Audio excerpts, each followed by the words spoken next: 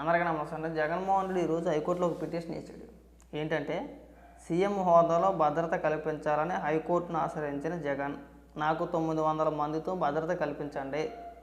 నీకేమైనా సిగ్గు శరవేమైనా ఉందా? అసలు అధికారంలో ఉన్నంతసేపు ప్రజల సొమ్ముని దోచేసావు. నీ హంగు ఆరుబట్టాలకి, నీ సొంత ఇంటికి కూడా ప్రభుత్వ ఖజానా నుంచే సొమ్ము వాడావు. అవునా? ఎరకల పట్టణానికి అని చెప్పేసి 1.5 కోటి, నీ చిరుతిళ్ళకు ఒక 3 కోట్ల రూపాయలు, నీ సెక్యూరిటీకి ఏకంగా 900 మంది సెక్యూరిటీయా నీకు? సరే, ముఖ్యమంత్రిగా ఉన్నావు కాబట్టి ఏదో తగలడ్డాలే, పిరుకోడు అలాగే ఎడతాడని చెప్పేసి అనుకున్నావు. ఇప్పుడు నువ్వు ముఖ్యమంత్రి కాదు, అలాగని చెప్పేసి ప్రతిపక్ష నేత కూడా కాదు, ఒక సాధారణ ఎమ్మెల్యేవి. నీకు ఎందుకయ్యా 900 మంది సెక్యూరిటీ? ఏ విధంగా కల్పించాలి? నువ్వు పీకి పొడిచింది ఏముంది? ఇప్పుడు నీకు ఏదైనా థ్రెట్ ఉందనుకో, సరే నాకు అదనపు భద్రత కావాలి అని చెప్పేసి కోర్టుకి వెళ్ళాడంటే అదొక అందం.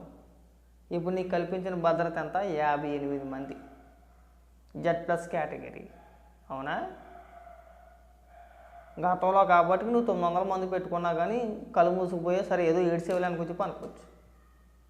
ఇప్పుడు ఎందుకు కల్పించాలి? నీకు ఏ హోదాలో నీకు కల్పిస్తారో 900 మందిని? నీకేమైనా అర్థమేమైనా ఉందా? అసలు కోర్టుకి వెళ్ళడానికి సిగ్గు అనిపిస్తుందా? మొన్న నాకు ప్రతిపక్ష నేత హోదా కావాలి, మీరు చెప్పండి, మీరు ఆదేశాలు ఇవ్వండి అని చెప్పేసి మన కోర్టుకి వెళ్ళాడు. ఇవాళేమో 900 మందిని భద్రత కల్పించాలట. అడుగు, 1,00,000 మందిని అడుగు. పెద్ద నాయకుడు అని చెప్పేసి నీకు ఇంకా 100 మంది సెక్యూరిటీ ఇచ్చేస్తారా? బుర్ర ఏమైనా పని చేస్తున్నా, బుర్ర ఏమైనా పోయిందని నీకు మాకు అర్థం కావట్లా. ఏం పొడిస్తామని చెప్పేసి మనకు 900 మంది సెక్యూరిటీ ఏ విధంగా? పైగా దానికి మా సాక్షులు మరి ఏడుపులు. జగన్మోహన్ రెడ్డి సెక్యూరిటీ తొలగించేశారు, జగన్మోహన్ రెడ్డి చంపించేయాలనుకుంటున్నారు. జగన్మోహన్ రెడ్డి ఏమన్నా లేకపోకుండా ఉంటే చాలు. జగన్మోహన్ రెడ్డిని ఎవ్వడు ఏం చేసాడు? జగన్మోహన్ రెడ్డి ఎవరిని లేపేకుండా ఉంటే చాలు, అదే 10,000. మనం చూసాం కదా గతంలో కూడా. ఇవాళ వచ్చి మీరు పెద్ద పెద్ద ఉపన్యాసాలు పాఠాలు ఎవరికి చెప్పవసరలా. నేను ఇందాక సాక్షి చూసా, సాక్షిలో ఒకటే కుక్కేడుపులు. ముఖ్యంగా ఈశ్వరగడ్ అయితే మరీ ఘోరం. జగన్మోహన్ రెడ్డిని చంపేయాలని చెప్తున్నారు. పాత వాహనాలు తీసుకొస్తారు, డోర్ ఓపెన్ అవ్వకపోతే ఏమైపోవాలో, చచ్చిపోతారు జగన్మోహన్ రెడ్డి, రాష్ట్రంగా ఉన్న పేడ వదిలిపోతుంది అనుకుంటాం అంతే. ఎవరికి కూడా జగన్మోహన్ రెడ్డి వ్యక్తిగతంగా ఏదో చేసేయాలని చెప్పేసి ఆలోచన ఎవరికీ లేదు. జగన్మోహన్ రెడ్డి ఉన్నంతకాలం శుభ్రంగా ఆయురారోగ్యాలతో బ్రహ్మాండంగా ఉండాలి, ఆరోగ్యంగానే ఉండాలి, అసెంబ్లీకి రావాలి, తను దోచేసిన సొమ్ముకి సమాధానం చెప్పాలి అని మేము కోరుకుంటున్నాం. ఇంకా జగన్మోహన్ రెడ్డికి ఏదో అయిపోవాలని చెప్పేసి మేము కోరుకుంటున్నా.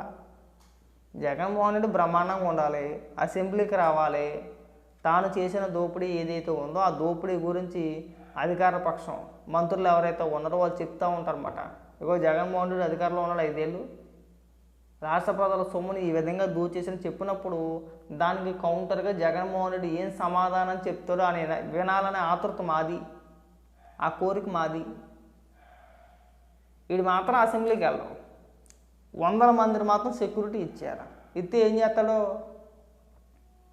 వారానికి 5 రోజులు బెంగళూరులో ఉంటాడు, ఒక 2 రోజులు టైం చూసుకుంటాడు. రాష్ట్రంలో ఎక్కడైనా ఏదైనా శవం దొరికిందనుకో, ఆ శవం దగ్గరకు వచ్చేస్తాడు. ఒకవేళ ఏది జరగలేదనుకో, ఏది లేదనుకో, అవసరం మనుషుని పెట్టి లేపించేస్తాడు కూడా. ఏ కారణాల చేత ఎవరు కొట్టుకున్నా సరే దానికి రాజకీయ రంగు పులిమేసి తెలుగుదేశం పార్టీపై నెట్టేసి, తెలుగుదేశం కార్యకర్తలు ఉన్నారనో నాయకులు ఉన్నారని చెప్పి ఇక్కడికి పరామర్శ పేరుతో వచ్చి శవరాజకీయాలు చేయడానికి 900 మంది. అసలు అడగడానికైనా సిగ్గనిపిస్తుందో లేదో మాకు అర్థం కావట్లా. ఎట్లా నీకు అంత 100 మంది అవసరమా? నీకు 900 మంది సెక్యూరిటీ నీకు? నీ కొంప చుట్టూనేమో ఏకంగా పెద్ద ఇనప కంచి వేసుకుంటావా? అంత పిరుకోడివి. పైగా రాష్ట్రానికి వచ్చే ఆదాయం అంతా నీకు 100 మందిని సెక్యూరిటీ ఇవ్వడానికి 58 మంది నీకు సరిపోరా? నువ్వు ముఖ్యమంత్రి కంటే నువ్వు ఎక్కువ. సరే ప్రతిపక్ష హోదా, సరే ప్రతిపక్ష నేత, క్యాబినెట్ ర్యాంక్ ఉంది, ఖచ్చితంగా సెక్యూరిటీ కల్పించాల్సిందే అంటే అది కూడా కాదు. అవునా? సాధారణ ఎమ్మెల్యే కదా, పోనీ మాజీ ముఖ్యమంత్రి హోదాలో ఉన్నావు కాబట్టి నీకు ఆ సెక్యూరిటీ అయినా సరే లేకపోతే నీకు నీకు వచ్చేది ఏదైతే సాధారణ ఎమ్మెల్యే ఎవరైతే ఉన్నారో 2+2 గన్మెన్ అంతే. అంతకుమించి నీకు సెక్యూరిటీ ఏముండదు. నీ ప్రైవేట్ సెక్యూరిటీ ప్రైవేట్ సైడ్ అని ఎంతన్నా పెట్టుకో, 900 కాదు 1000 మందిని పెట్టుకో. నీ ప్రైవేట్ సెక్యూరిటీ కొన్ని 100 మందిని పెట్టుకో అయ్యా. నీకు ఆదాయం ఉంది కదా, సాక్షి పత్రిక ఉంది, సాక్షి టీవీ ఉంది, అవి కాకుండా మనకి సిమెంట్ ఫ్యాక్టరీలు ఉన్నాయి. మనకి సాక్షి పత్రికకి సాక్షి టీవీకి మనం అధికారంలో ఉన్నంతసేపు కూడా రాష్ట్ర ప్రజల సొమ్ముని అప్పనంగా దోచిపెట్టేస్తాం. మనకి ఆ సొమ్ము అలాగే ఉంది. పెట్టుకో, ఖర్చు పెట్టి ఏమైంది? వాటిని మాత్రం ఖర్చు పెట్టకూడదు. మనం మళ్ళీ పిల్లికి బెచ్చవేయం. మనం ఏంగులు చేస్తే కాకిని తోలం. ఆ చేతికున్న మెతుకులు 1-2 పడితే మరి కాకి తినేద్దామో అని బాధ. నీ సెక్యూరిటీ పెట్టుకో, సొంతంగా పెట్టుకో. ఎవడు కాదన్నాడు? 900 కాదు 1000 మందిని పెట్టుకో, 10,000 మందిని పెట్టుకో. ఎవడొద్దన్నాడు? మళ్ళీ మన డబ్బులు ఖర్చు అయిపోతాయని బాధ. నీ సెక్యూరిటీకి కూడా మళ్ళీ రాష్ట్ర ప్రభుత్వమే ఖర్చు పెట్టాలా? నువ్వు మాత్రం దోచేయచ్చు. అధికారంలో ఉండి అంత తినేసేవయ్యా. నీ సాక్షి పేపర్కి ప్రతి ఒక్క వాలంటీర్కి 200 రూపాయలు చొప్పున, నెలకు 200 రూపాయలు చొప్పున అని చెప్పి జీవో రిలీజ్ చేసామంటే ఏంటి? కేవలం సాక్షి పేపర్ మాత్రమే కొనాలా, కొని వాళ్ళ పంచాలి ఇంటింటికి.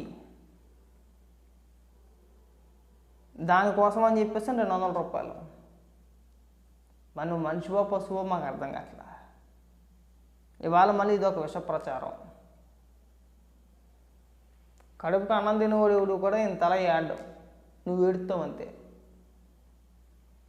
లేదురా పెద్ద నాయకుడు, ప్రతిపక్ష హోదా ఉంది, ప్రతిపక్ష నేత, సెక్యూరిటీ తొలగించేశారంటే అది వేరే. నువ్వు సాధారణ ఎమ్మెల్యేవయ్యా, ఒక ఎమ్మెల్యే అంతే. 175 మంది ఎమ్మెల్యేలు నువ్వు ఒక ఎమ్మెల్యేవి. నీకు ఇంకా గౌరవప్రదంగా అంటే ముఖ్యమంత్రిగా చేసావు కాబట్టి, మాజీ ముఖ్యమంత్రి కాబట్టి నీకు ఆ సెక్యూరిటీనే కల్పిస్తున్నారు. ఇంకా సంతోషపడాలా. మనం ఏడవకూడదు. ఇలాంటి మాటలు మాట్లాడుతూ ఉన్నది కదా తీసి దెబ్బతారు. నీకున్న హోదా ఏంటి, నువ్వు మాట్లాడే మాటలు ఏంటి, నీకున్న అర్హత ఏంటి, నీకు ఎందుకు కల్పించాలి? ఈ 58 మందినైనా సరే దేని గురించి కల్పించని చెప్పి అనుకున్నారు అనుకో, అప్పుడు 2+2 గన్మెన్ వస్తారు. అప్పుడు ఏడు దిగాను చక్కగా. కాబట్టి ఏంటంటే అన్నీ మూసుకొని ఉండు. నీకు 100 మందిని ఇచ్చేస్తాను కానీ రాష్ట్రం ఏమో ఆదాయంలో పై ఎక్కడో లేదు. తమరు అధికారంలో వచ్చిన తర్వాత, తమరు ముఖ్యమంత్రిగా ప్రమాణ స్వీకారం చేసిన తర్వాత రాష్ట్రం అధపాతాళానికి పోయింది. రాష్ట్రాన్ని నాశనం చేసి పెట్టేసావు. నీకు కొన్ని 100 మంది సెక్యూరిటీని ఇచ్చేస్తానికి అక్కడ అంత బడ్జెట్ కూడా ఏమీ లేదు. కాబట్టి మూసుకొని ఉండు.